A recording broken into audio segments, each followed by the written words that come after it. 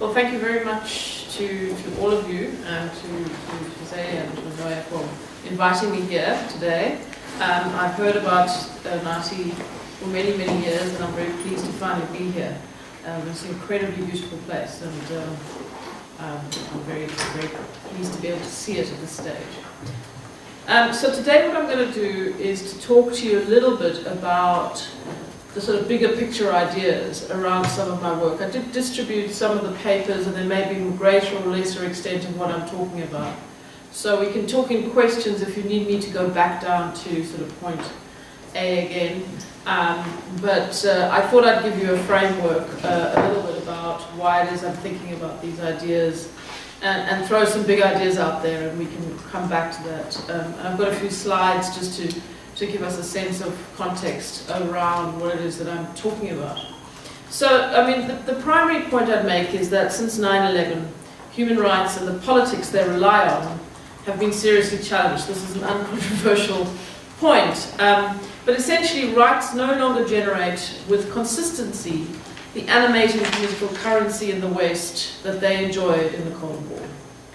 On the other hand, security and all the possible meanings that it generates, be it physical security or financial security, has become the currency that politicians deal in. There is, in my mind, little doubt that politicians both inflame and exploit security fears of the citizens they are charged to oversee. And we don't, we only look to the rhetoric around Trump's regime to think about the way that security discourse is used to manage and to frame ideas and to consolidate political power.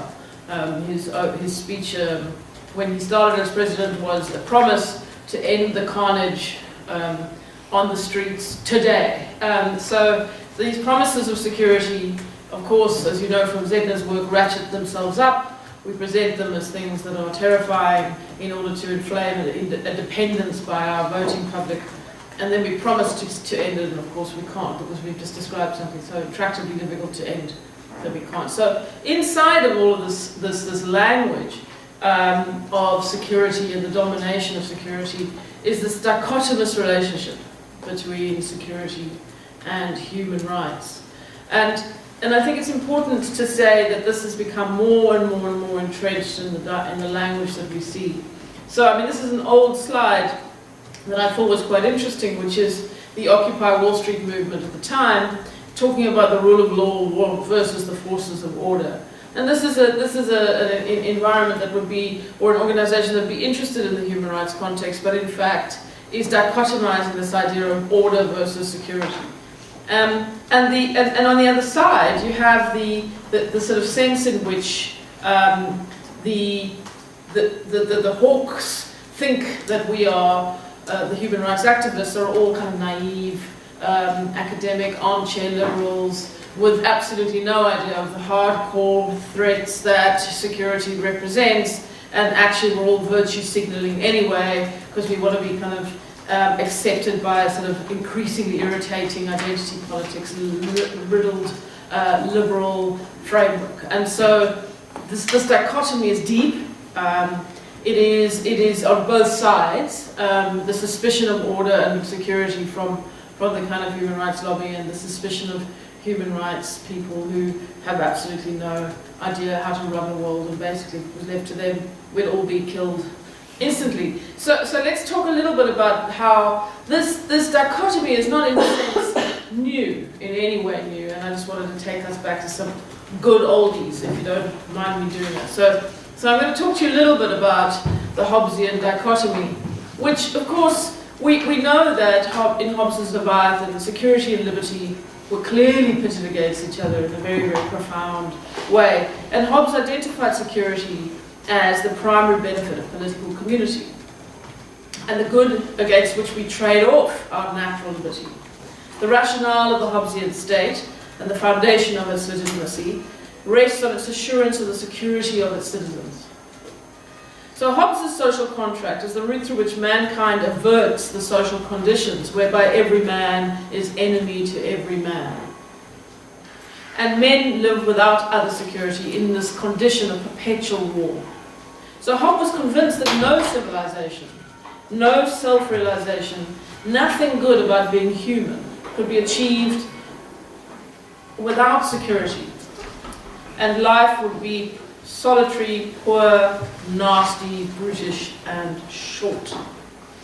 So humanity's transition from a state of nature to a political community is thus motivated by the promise of security, which in turn provides conditions in which our lives can become meaningful and culturally and socially expressive.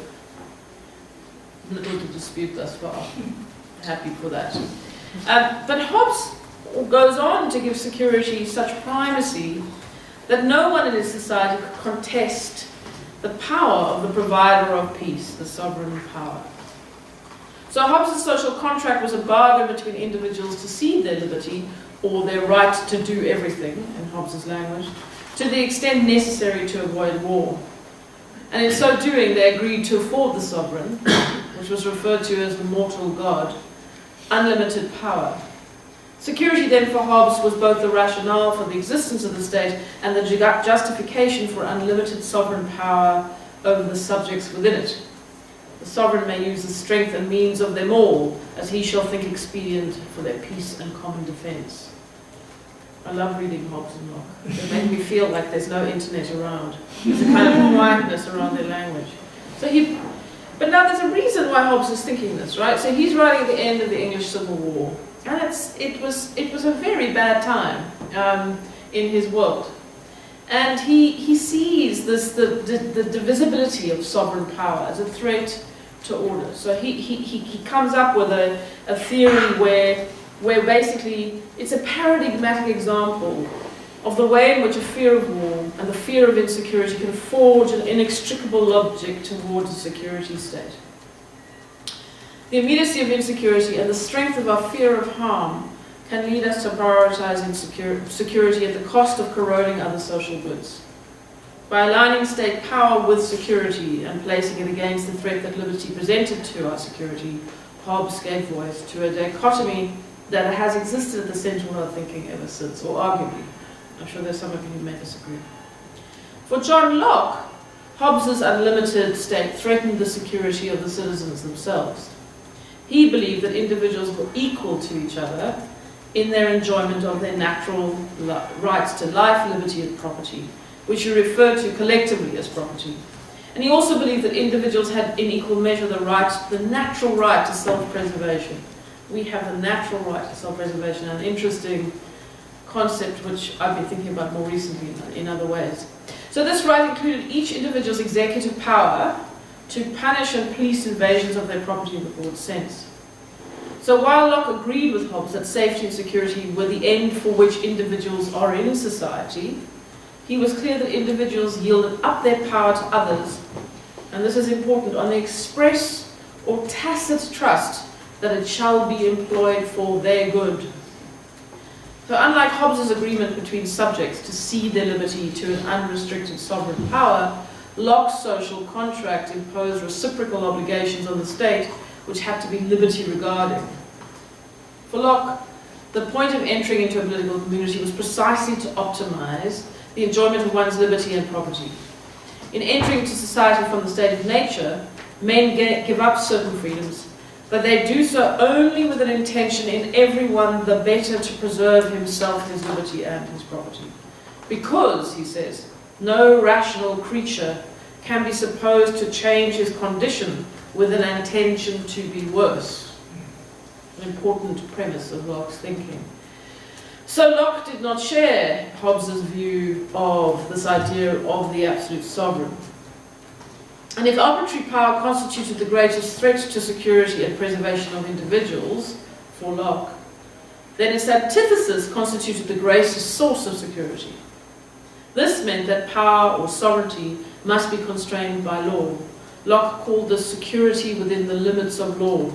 He argued that men simply would not quit the freedom of the state of nature if what they stood to gain was government subject to absolute arbitrary power or governing without settled standing laws. Since the power of the government was only for the good of the society, then so it ought to be exercised by established laws. So Locke's conception of security differs greatly to Hobbes. He agreed that security underpinned meaningful human existence and constituted the object of civic or political community. However, Locke's ideal was embedded in the limitation of sovereign power, which he viewed as the greatest threat to the basic rights to liberty, life and property. It was the law's capacity to protect these rights and the law's limit on sovereign power that kept individuals safe and secure within the limits of the law. So this writing of security is attractive to those who wish to overcome this invidious dichotomy or zero-sum game between security on the one hand and other values. It is a tempting rhetorical strategy that we can deploy to fend off right skeptics. Liberty is security, according to Locke. But is it enough? So, let's talk a little bit about some of these problems. There are a number of possible reasons in which this route might be insufficient. Firstly, the Lockean notion of security consists not only in liberty, but also in the protection of life and property. So he includes in his concept this idea of the protection of life and property. And while Locke argues that the state may pose significant threats to individual liberty, its proper functioning and existence is also essential for Locke to the assurance of life and property. So within this conception of security is a new conflict between a protective and a limited state. The dichotomy between security and liberty reappears in these two aspects of the democratic state. And it's my view that the tension between Locke's three values subsumed within this conception of property are reflected too in the European Convention on Human Rights. So let's just skip 400 years. So, the right to life and to be free from inhuman and degrading treatment certainly gives rise to protective duties on the state. And I have spent some time laying out in my work how those protective duties arise. And this is acknowledged by the court in the case of Osman in the UK. Right? And in that case, the protective duty of the state to protect the life of individuals from the private acts of other individuals is made absolutely clear. And then in the context of Article 3 in MC in Bulgaria, is a protective duty to protect against sexual violence or private violence from other individuals. So we also see that security as a rationale is implicit in the limitations that are part of the European Convention on Human Rights, qualified rights. In all of Articles 8 to 11, we see security as a justifiable limitation of the right to freedom of expression, the right to privacy, the right to freedom of association or religion.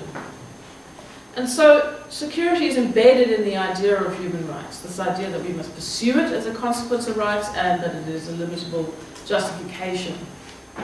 So we cannot come up with these big grand statements about what this balance looked like.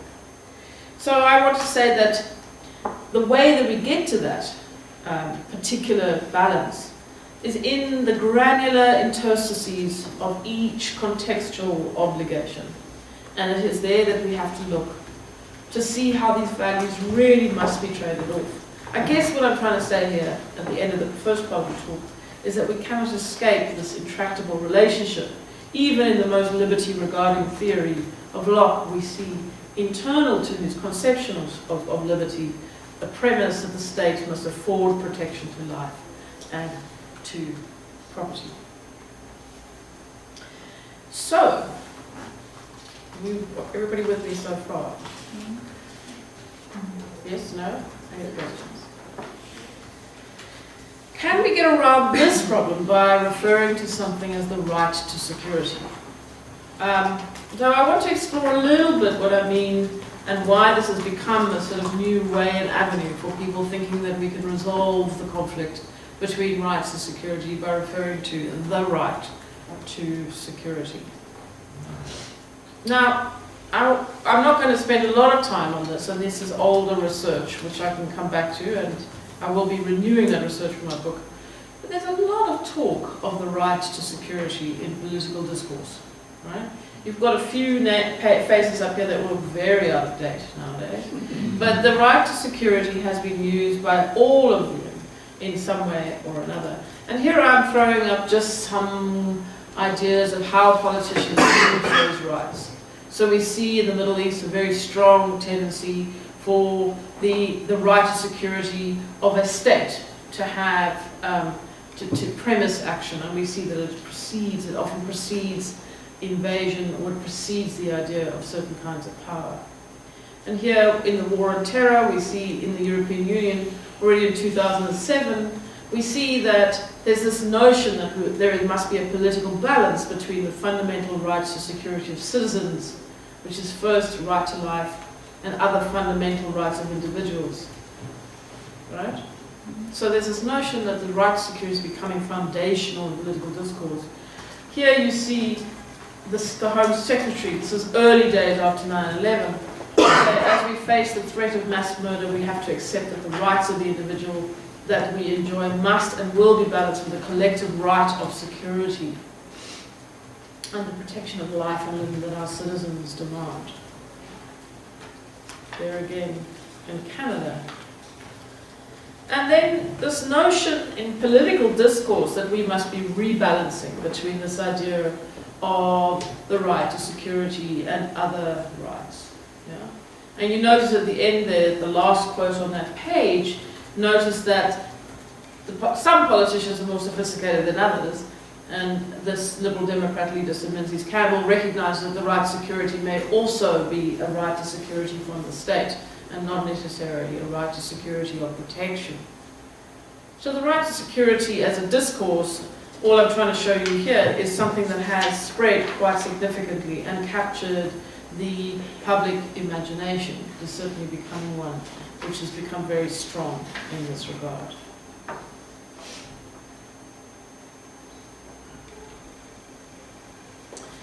But it's not just politicians who talk about the right to security. If it was just them, well, us intellectuals over here, we could all say, well, they don't understand. But the truth is that the right to security has become a part or a fascination of rights theory, and it is a complex set of propositions, bound up, I think, with the growth of the socio-economic rights movement. And this started early on in Henry Shew's work, and I don't know how familiar you are with Henry Shew's work, but he was very important in developing this conception of rights as obligations, and he was very important theoretical mind and power behind the sort of rise of the human rights, socio-economic rights movement.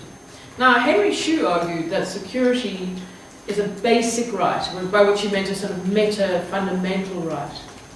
Because any attempt to enjoy any other right without it would quite literally be self-defeating, cutting the ground from beneath itself. It would be misleading to construe security as a means to the enjoyment of other rights, because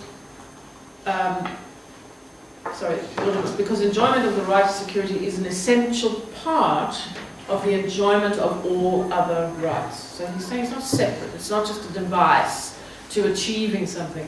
It's an essential foundational part of all other rights. So just to pause here, what's the feeling in the room about this kind of proposition? You can have any view on this that you like. No? Security is replaced for liberty in that case. When I'm thinking about liberty is a basic right because any attempt to enjoy any other right without. I think in these days is a different value in our societies because there are a lot of things that is I don't know, menaces? Trends to us. Okay. Everybody wants to security plus. Security plus. Okay. So Shew thinks that liberty is also a foundational right, and he thinks subsistence is also a foundational right. He thinks these are the three meta rights. Now, in the technology of rights thinking, we tend to refer to ideas of things like meta rights, the right of rights, the higher norms, the big spaceship mothership of rights, right? Dignity is one of those, right? You must have that here. But dignity is a big mothership, right? And it sort of gives you all the it holds all of its little rights in place, and it runs through this conceptual animation through other rights, okay? So if we're talking about a basic right, we're talking about that kind of mothership right. So Shew says that there is a right of rights. that is, security is a basic right, because without it, this foundational possibility of exercising other rights would be impossible. Now, how he squares off rights and liberty is something I explore a little bit in my own writing, but we can come back to that in the discussion. Okay? So, the problem that Schu's proposition, and Henry Schu is a colleague and a friend, and I hugely respect his thinking. This is not a personal vendetta. The problem in Schu's thinking is what are we supposed to do if we think of the balance between security and rights by reference to the idea of the right to security. So I've given you this quote here from Waldron, where he talks about the difficulty of how it is to use the right to security versus other rights. What happens? So on the one hand, we tend to think of security as a public good. This is uncontroversial. And then we think of rights as things that people hold. Then we balance it. But what happens when you call this thing a right to security? Right? And so Waldron argues, he says, this alternative line will not work if it turns out that our security is valuable not just for its own sake, but for the sake of our rights. What if the enjoyment of our rights is possible only when we are already secure against various forms of violent attack? If rights are worth nothing without security, then the brave alternative which I alluded to is misconceived. So where do we end up in the balance? So I've spent some time in my work trying to talk about what it is that I have a problem with, and I would like to just lay that out for you, and then we can talk a little bit more towards, a lot more, in fact. I'd like this to be a discussion about what I think here. So here are the reasons I think we have a problem. So firstly, framing the right to security places it in a kind of prioritized place in the balancing metric, right? It's something that puts it on the other side of the balance sheet than it would have been if security was a public good. But, there are ways that rights can be balanced, right? So people can come and say, well, what's the problem? We have all these different rights in different ways that conflict with one another.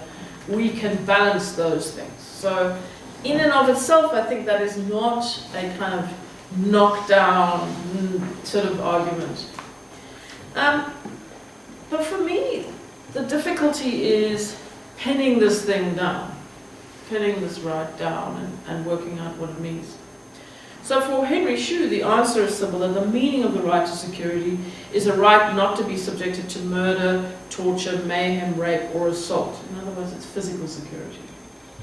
But for me, this sounds very close to a specific right. It's not a mothership right. That's something very specific in my view. So if this is a claim to be a meta right, as a foundational platform giving rise to other more specific rights, then surely the claim must be broader than this. From an objective perspective, the right to security entails the establishment of the factual conditions which give rise to the achievement of someone's actual security, namely the absence from threats or risk of threats, which result in her being able to enjoy other rights.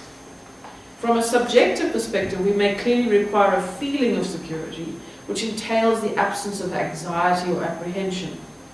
Clearly, subjective security does not establish a sound basis on its own upon which to frame a right to security. There would have to be some rational objective test of evaluating the absence of risk, which should correlate with a reasonable person's perception of the existence of that risk. In both these subjective and objective states, the relationship to risk is crucial. But the important point here is that even if we can establish some objective framework for evaluating the existence of the risk, we only really give the right substance if it bears a relationship to the enjoyment of other rights. This is what Schu argues. It's foundational to these other rights. So for me, the right to security is therefore a right to secure rights. So let's try and formulate this argument again. And I have here.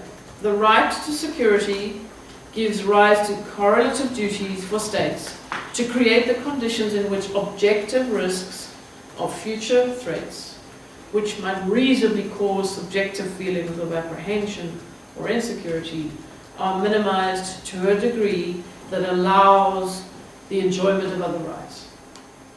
So this is what I think she was actually saying.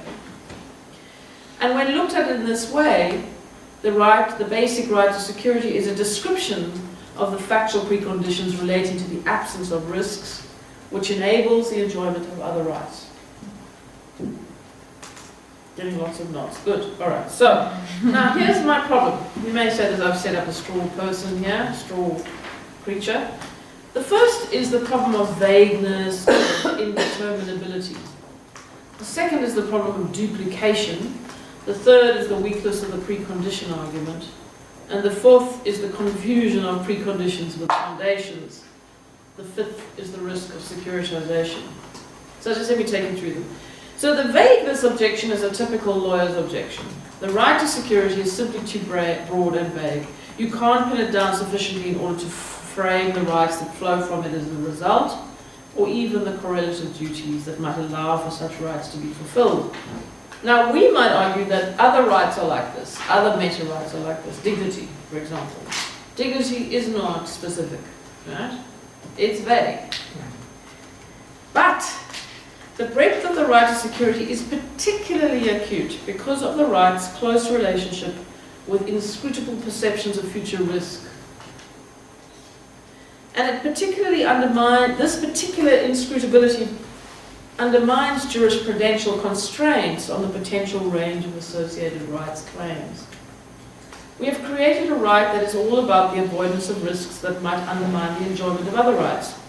But how foreseeable do these risks have to be? And how much risk can we live with in order to exercise our rights? The second objection is that of duplication. It isn't clear that the right to security adds anything to the other rights that are meant to be secured. And conversely, we could also say that the constituents of the right to security are fulfilled by the fulfillment of other rights. It seems then that the meta right to security is nothing more than a hologram, a right you can put your hand through. At the very least, it isn't a thing or a right in itself. Ein Ding an sich. Third, security is not necessarily always a precondition to the exercise of all rights. Now, Waldron argues convincingly that it may be possible to exercise certain rights even in matters of conditions of insecurity. And that is because, importantly, security is not an all or nothing matter. It is a matter of more or less. So security may be provided in patchy ways, but rights may be exercised in any event. And there are many countries in the world, one of which I come from, where this is the case.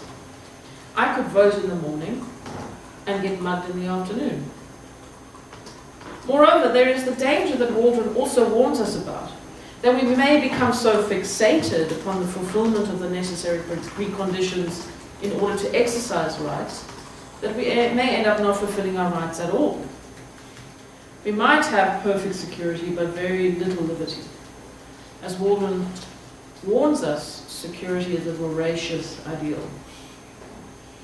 So fourth, the argument that security constitutes a meta-right, and this is where my particular argument is a complement to Waldron's, in fact, is this strange illusion between a foundational right and a preconditional right. Now, what am I saying? To argue that a right is foundational is more than arguing that rights can be enjoyed only in certain factual circumstances. A right becomes foundational because it provides a value upon which more specific rights can be based. Yeah? When we say someone has the right to dignity, and therefore they must not be tortured, we are making a value statement that we believe must be respected for basic human existence to be meaningful. This isn't a question of the factual conditions, but a question of the values which guide the way we live and treat others. But the precondition argument presented by Xu is not doing the same thing. His is an admittedly instrumental argument. The intrinsic value of security is less important to him than the purpose it serves to the exercise of other rights. The puzzle then is whether security represents a non-instrumental value in its own terms. Security might be foundational because of the intrinsic value of its enjoyment and because of the value-based platform it provides for the derivation of more specific rights. In my view, this is unsuccessful because security is an empty vessel which only attains meaning through the attachment to other goods and interests. So I'm making an argument here, sort of old-fashioned is-and-ought argument. Just because the facts of security may provide a condition for the exercise of right, doesn't provide you with a normative framework within which to think about how those rights would be shaped. And then, finally, the risk of securitization is partly a consequence of this reordering. Because if we think of all rights as a constituent or a product of the right to security, we start to muddle around with the basic preconditions of human rights and potentially to securitize other rights. If liberty is the consequence of security, it is a very different concept of what it means. Liberty, in fact, may mean the right to take risks. It may mean the opposite of security. And so as a thought device and as a provocative way of getting everyone to think about this, I said maybe we as a protection of liberty have to start to talk about a right to insecurity.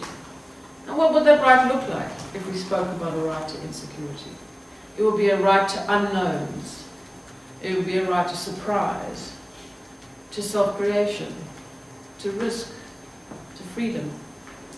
Because, I'm afraid to tell everyone, the inescapable correlative of a liberal society, the one that is disappearing quickly before our eyes in the global context, is inescapability of risk. And maybe we need to start talking about a resilience around that concept of risk, around risk-taking as something that we value rather than something we wish to sublimate and take away. Because, and this is someone speaking in a highly insecure environment, as Aharon Barak says, Chief Justice, former Chief Justice of the Israeli Supreme Court, a democracy must sometimes fight with one hand tied behind its back. Even so, a democracy has the upper hand. The rule of law and the liberty of individuals constitute important components in its understanding of security. At the end of the day, they strengthen its spirit, and this strength allows it to overcome its difficulties.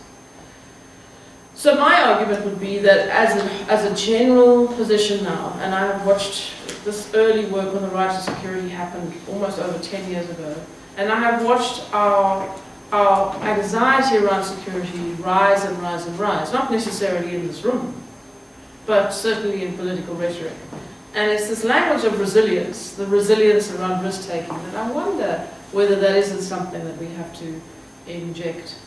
So, that is the big picture idea, and we can certainly talk about more of what I've spoken about, or perhaps you've read some of it, and I'm happy to talk more about that with you. Thank you. Thank you.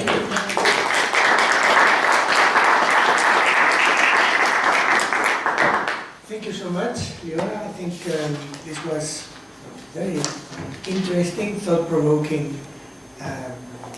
presentation that you made. I think hearing you after having read your piece is a very interesting complement, especially on the more political philosophy behind some of the basic dichotomies that are perhaps lurching behind after all. No? So we can end up in this calling to the risk of securitization. Perhaps the risk is going back to a Hobbesian sort of world. No?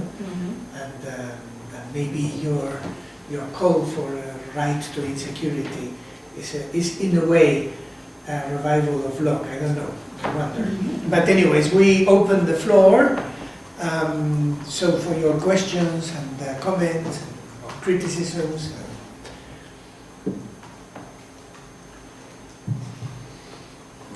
You told that the democracy is like your last statement is that democracy have to fight with this matter of security.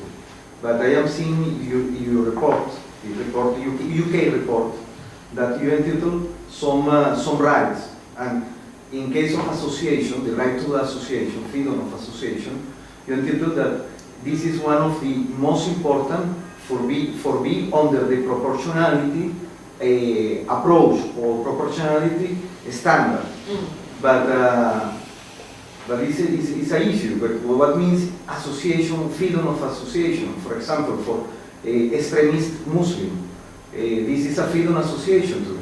But extremist Muslim means that in mosque they can speak or they can teach some extremist position, and that is against security. Absolutely happened here in Spain, in Barcelona. Let's take some more for the moment. I think Ivan, you had something. Yeah, just a brief comment. It's really fascinating, the right to security, to surprise or to one knows, because the relation between citizens and states, we always hear this right to security to justify some reforms, to justify some, and it's a very new perspective, and it's very interesting. Just a comment. Thank you. So maybe if you want to reply So- to Herman. So to be clear, my position on freedom of association is not an expert position, right? So I'm not a theorist on freedom of association. That's the first thing to say.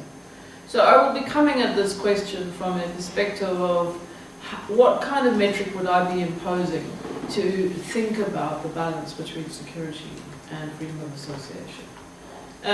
Now, I also, the right to insecurity device is one to get us thinking, right? To get us, is to pull us out of this, what I would say, habitual belief that we are always only pursuing one particular social good, which is this security.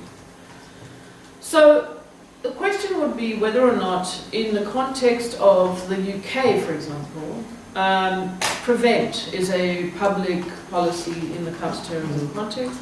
And there is a very serious concern about the community impact that Prevent has on individuals and on the policing of association and on the radicalization, on the policing of radical ideas. And we have this problem in the university because Prevent applies to the universities as well as any other institution. We have to do assessments of the speakers that come to the university and to work out whether they are radical, proposing radical ideas. And no one has actually given a human rights case against Prevent. It hasn't even been seen as a starter in the context of the European Convention on Human Rights, which is interesting, right? So we know that in the civil society framework, a number of organizations would move towards ideas of let's target this or not that, but no one's trying to make the argument that freedom of association could be a platform against Prevent, or freedom of expression, let's say, against Prevent. So the first thing I would say to you is, what does the proportionality matrix help us do with this? Huh? The first is whether, and this is a whole set of other questions, right? So this is firstly, how well are courts positioned to do the proportionality analysis empirically? Yeah? Can they answer these questions well, or can they answer these questions in a generic way? So if I was a court which had all the information in the world, Hercules, right, and I was looking at this, I would ask the question first, what is the legitimate aim here, right? So what is it that we're trying to pursue with this objective of Prevent?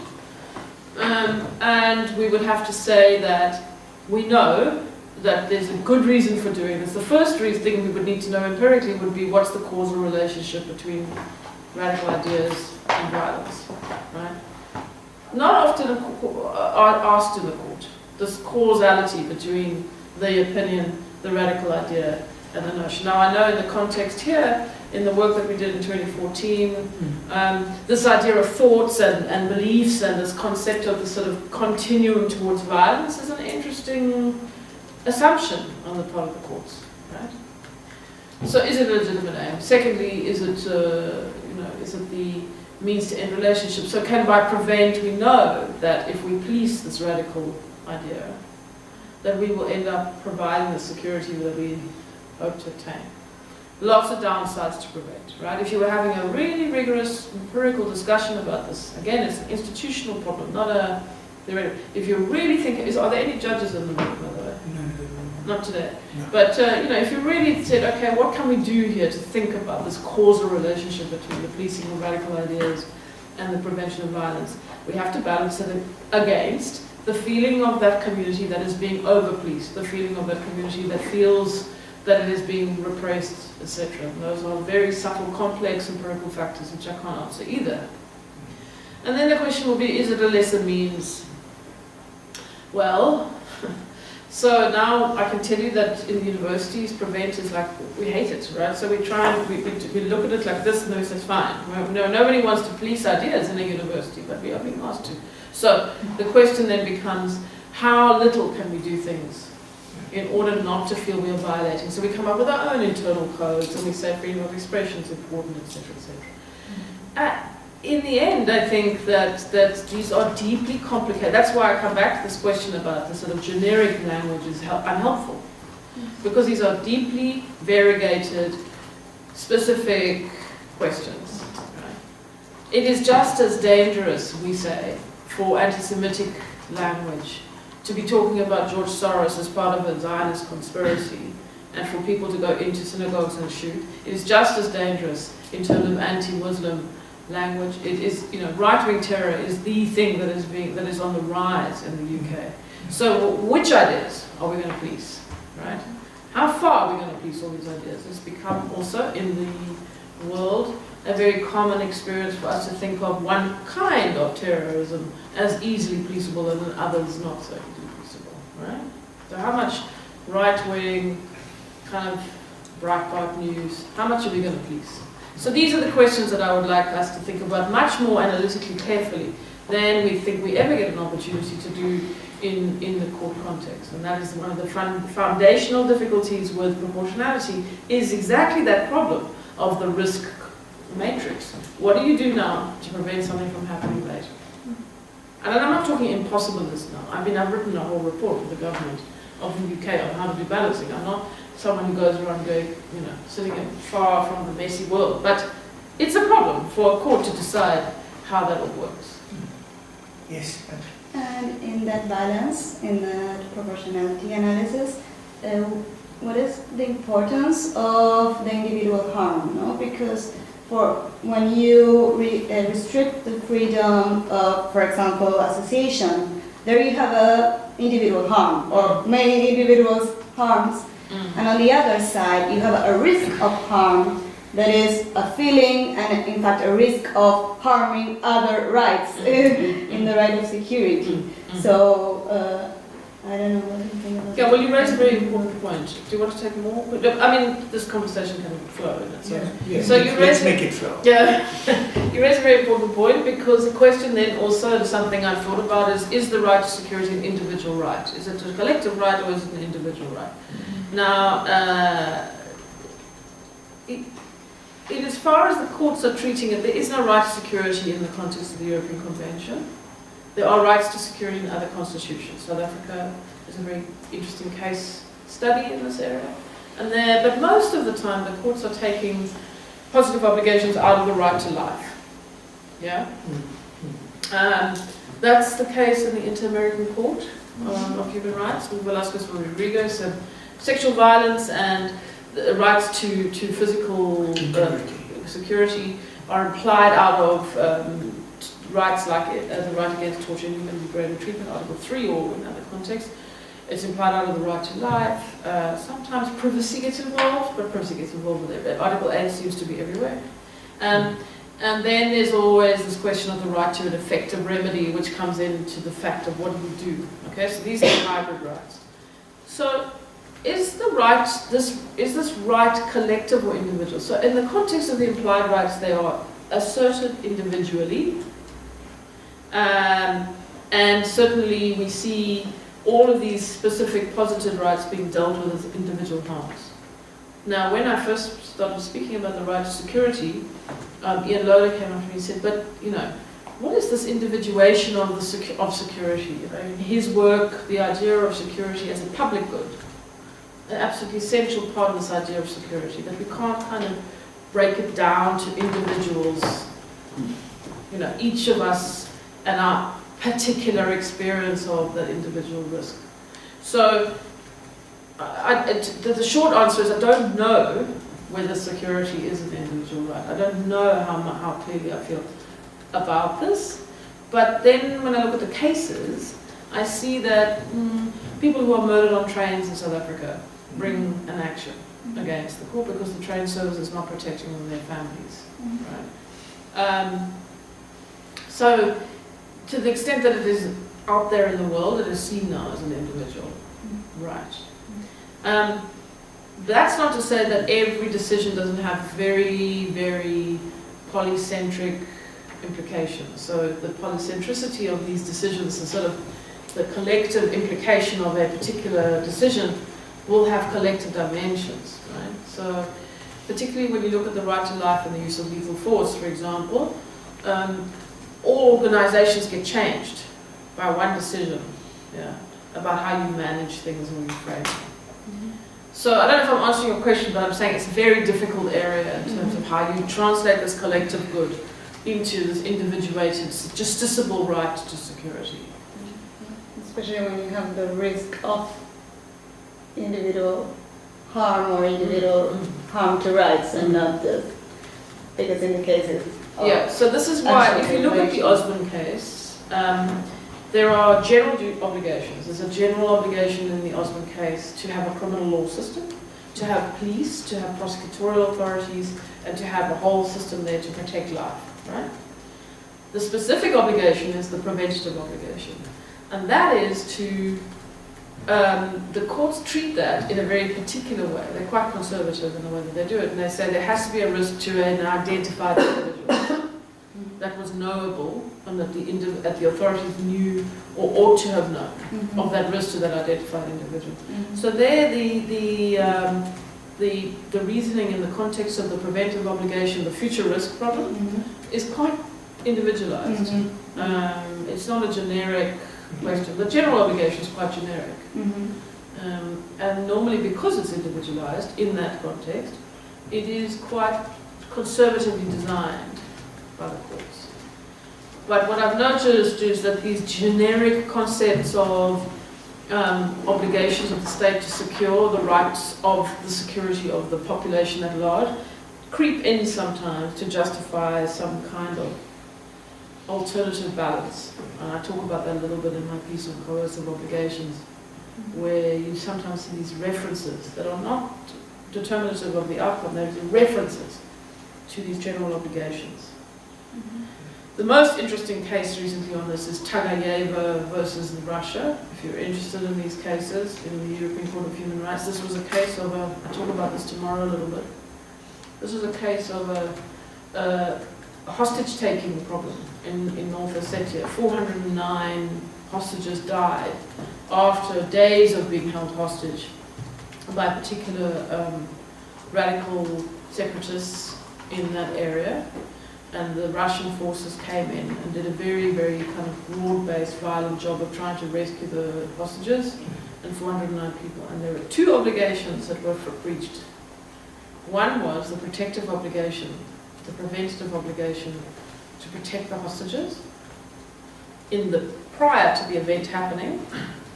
And the other one was that they also breached the negative obligation not to kill the hostages in the process of entering this case. So I'm trying to figure out a little bit more how this works, because you're having to balance these two different questions.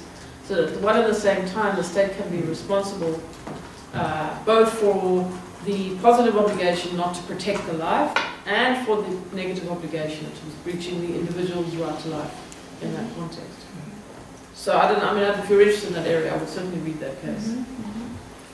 I would also like to ask you, LIORA, this is more a question about the relationship between the preventive criminal law and the positive duties of protection. Because to some extent, the criminal law has always had a focus on prevention, and much of the justification for criminal law has been based on prevention. And I suppose that an underlying ground for the justification of this preventive criminal law was security. So to what extent is this a new development on the classical preventive Yeah. criminal law? So, well, firstly, the idea of prevention, Risikostrafrecht, Prävention, all of these ideas are certainly not embraced by all conceptions of the criminal law. Yeah. Right? So they do conflict with ideas of deontological ideas of a retributive system of criminal law. So within its own growth, there have been questions around the explosion of prevention in that way. I mean, you know this in criminal law field. And also in administrative law, And administrative sanctions and preventive sanctions. Absolutely. So there's, Lucia Zenner and Andrew's work on the preventive state. This is not an uncontested development. What has happened is that in the context of human rights law, there has been a very little understanding of the tensions around this. An assumption that human rights can make claims about the preventative function of the criminal law. And not a lot of thinking around the actual complexity of how to use the criminal law as a mechanism. So, what I understand from looking at it and the cases, and also speaking to some of the judges recently on this issue, is that, let's take an example, right? Let's take it away from prevention. There's a big rise in European Court of Human Rights decisions to punish people. Yeah. So they say you're not punishing people enough, right? For rape, for example. So the sentence question, suddenly, on the one hand, we've got all this jurisprudence on lowering the life sentence, but on the other hand, we have these statements saying you've breached the effective remedy, Article 13, by not having a sufficient punishment here. Not punitive enough. Not punitive enough. Okay, so that happens in a very interesting case, which was an environmental damage case in Istanbul. Onurul Diz against Turkey. A methane explosion killed it. So the court says, yes, you didn't punish the people who were responsible enough for the methane explosion. Right? That includes a whole set of assumptions about environmental regulation, about the way that the best result is, etc. There's an assumption here that we must be punitive. So that's the one. This is not highly informed by latest ideas of what the preventive state, what punishment can do in the context of regulating environmental harm. Similarly, in the preventive state context, there has been no real sense in which the court is analysing the tensions around prevention. So, take the Tagayeva case again. The court sets up an obligation, and it says the Russian state ought to have done something before this attack happened. And it says in its language, whether that means they needed to act earlier or to take other actions is a matter of strategic decision making as long as it was effective. Which, if you read this quote, I must go back over it, I often tend to sort of jump when I see a quote, but it's like, hang on a minute, are you saying this is a court that's telling an army to jump before someone's done anything? So this is an interesting prevention conception, right? As long as it is averting the risk.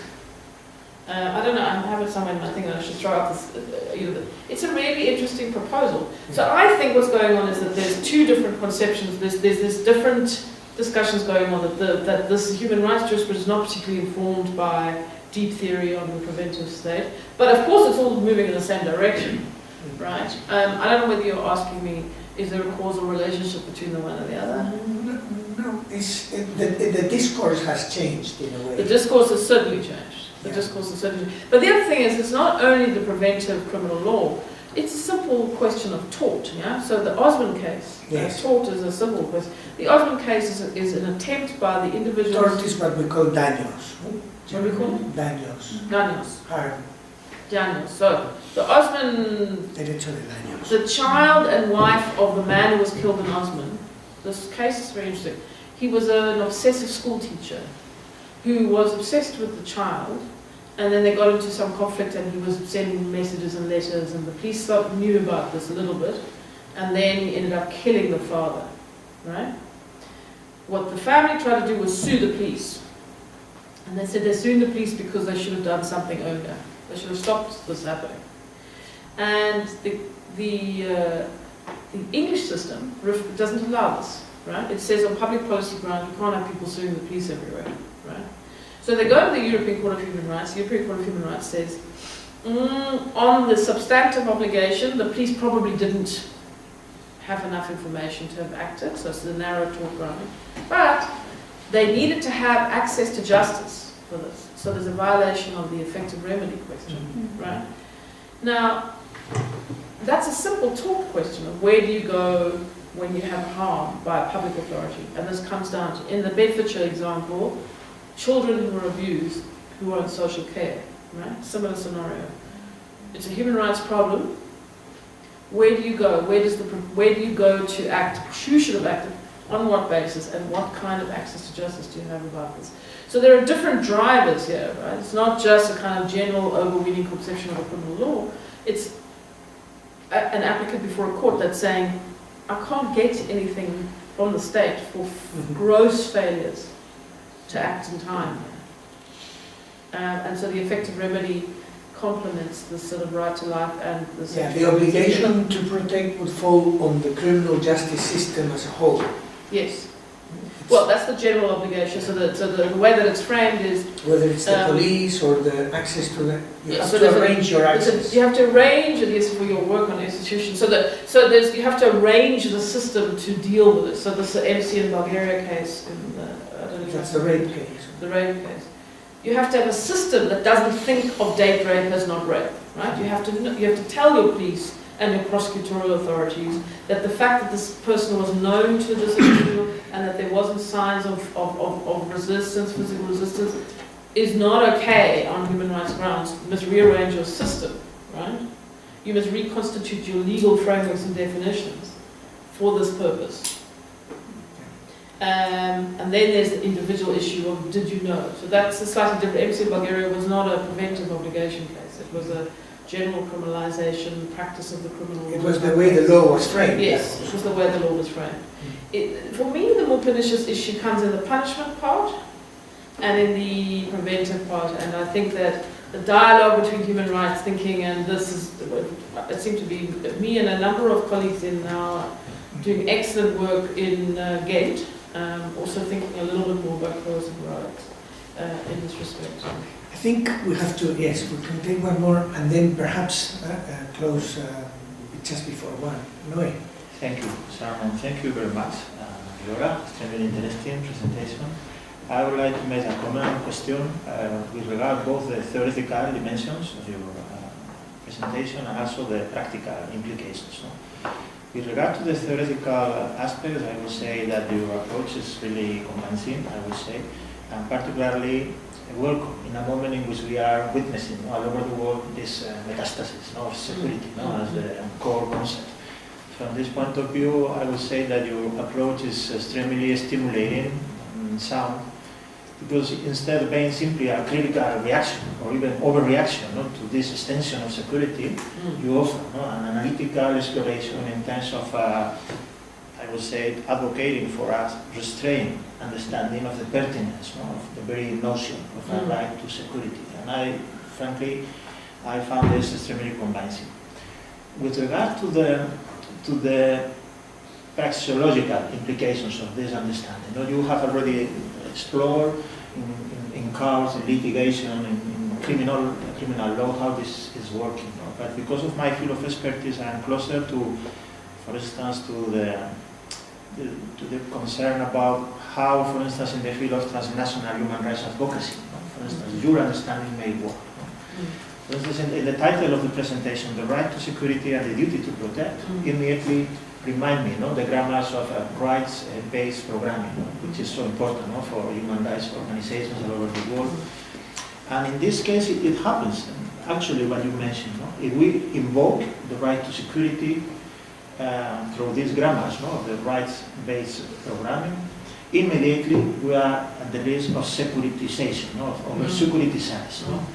So from this point of view, it seems to me that the very practical dimensions of RDP as an approach for human rights advocacy is extremely revealing about the, I would say, about the limits of the very invocation of a right to security. from this point of view, I'm quite sympathetic with this restrained understanding. You mentioned in the concluding thoughts the issue of securitization, this extension of the very notion of security.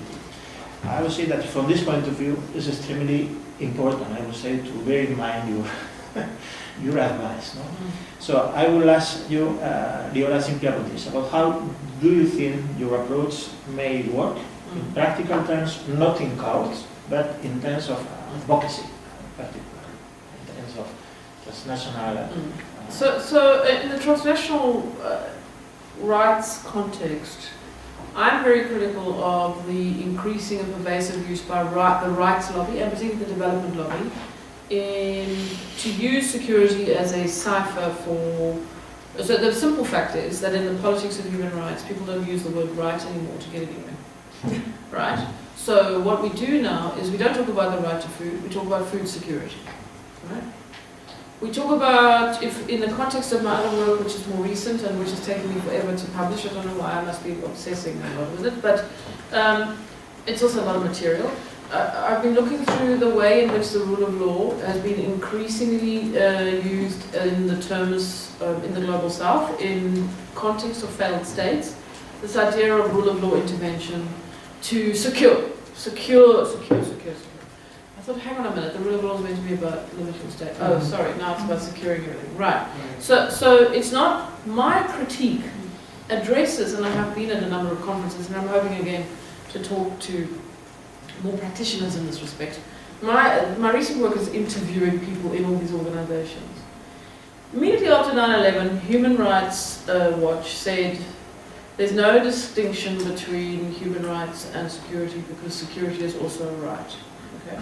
So they did this reverse gambit because they thought we have to protect the human rights discourse from this sort of like overweening, and at the time everyone was saying we need to rethink the world, right? So we need to possibly think about torture. You know, we had people like Margaret Ignatieff saying lesser evil, Alan Dershowitz, judicial torture warrants. So the human rights lobby thought, whoopsie, so we come into the security. If you look at the development arguments, they don't go on about please give us money to do development in certain countries and certain failed states. They say if you don't do this, there will be a failed state and there will be terrorism and it will come to your doorstep. This is where terrorism breeds. That's the device that people are using. I understand why. You have to raise money. It's very, very hard in that context. So all I'm trying to do in the context of this language is get these people to think a little bit more critically about using this device all the time and about why it is that rights discourse no longer has an animating political purchase in the world. And if that's so, what is it that we're doing? And is it, if that's so, because we've run out of language that is animating, must we now turn to security as our partner in doing this, right? So I have been in discussions, certainly the European Court of Human Rights judges that attended some of these workshops and games said, we've never thought about this as a problem. We thought we were doing nice things for people all over the place. And I said, no, you are. I mean, some of these obligations are good things. You know, police should be trained in sensitivity around gender violence. I have no problem with this. But it's simply the case that sometimes these obligations give rise to commissions on coercive frameworks. So I just think there's a lack of critical engagement with the way in which security has become a device through which to do that. Also, the socioeconomic rights lobby does not like it when I say this, so I have lots of fights with them. You know, they say, but of course people have to be secure. What's your problem? Like, how come you don't like it? You know, no, hold on. So it's a more kind of injection of the slight sense in which we keep using this word without thinking about the way that we are selling out these traditional conceptions of state limitation. And that's why I think the model of coercive overreach may be a useful model. That's the one I'm using. So I don't know if I've answered your question, and I'm sure we've gone over time. Absolutely.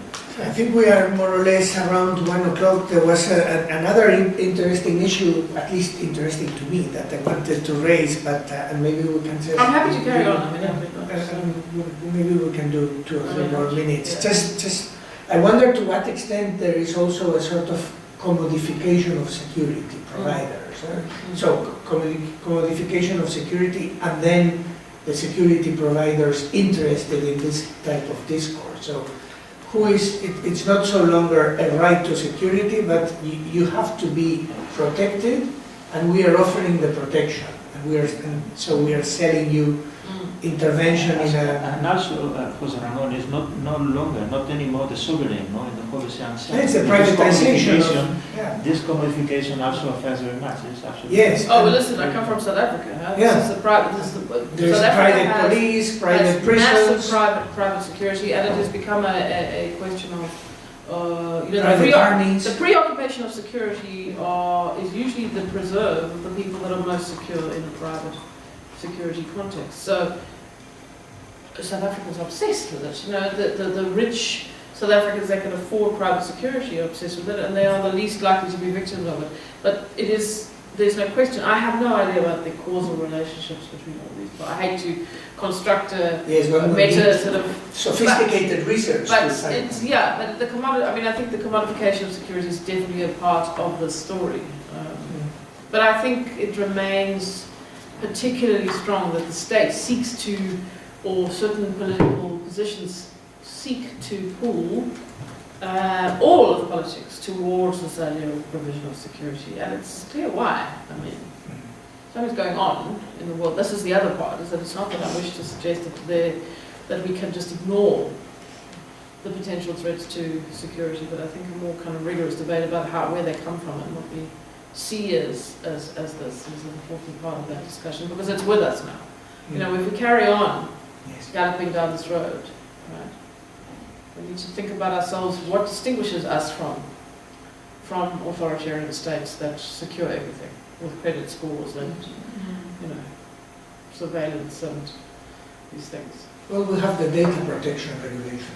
I understand that coming from the United States, where the security language has become, you know, as I've been watching the election today, it's all part of, or this morning, this is so important. It's just the language of security becomes so politically rich and empowering, whether it's private providers or governments to do what they would like.